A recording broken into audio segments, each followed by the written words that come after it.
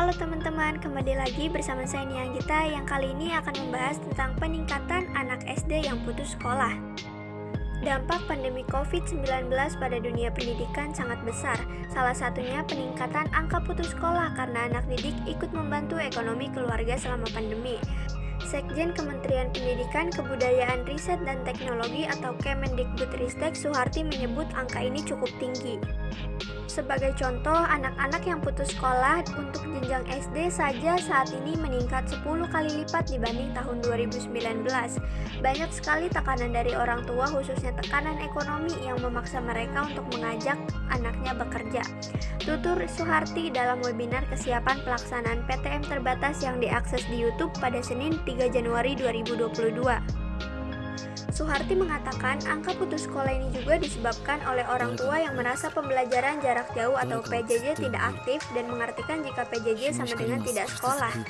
Orang tua yang merasa pembelajaran jarak jauh yang diikuti oleh anaknya tidak memberikan kemampuan bagi mereka dan merasa sama saja anak-anak tidak sekolah, jadi mereka juga tidak menyekolahkan anaknya, terangnya.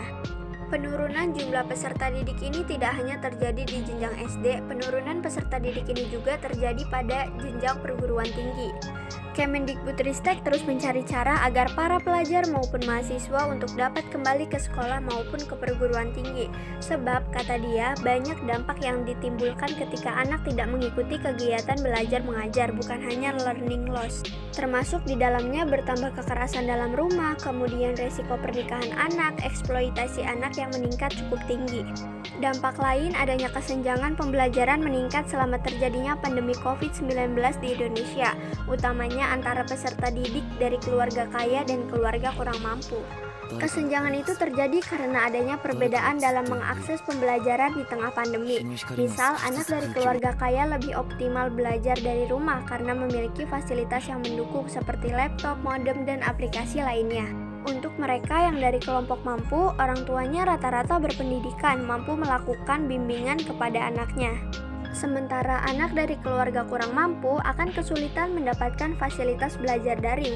Orang tua dari keluarga yang kurang mampu juga dinilai memiliki keterbatasan dalam mendampingi anak belajar. Kesenjangan ini, kata Suharti, juga mempengaruhi penurunan kemampuan siswa. Akibatnya terjadi learning loss yang sangat signifikan selama pandemi.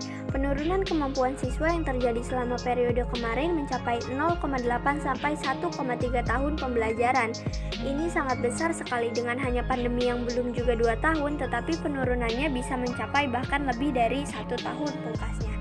So, teman-teman, bagaimana pendapat kalian tentang topik ini? Jangan lupa tulis di kolom komentar. Terima kasih. Thank you for watching.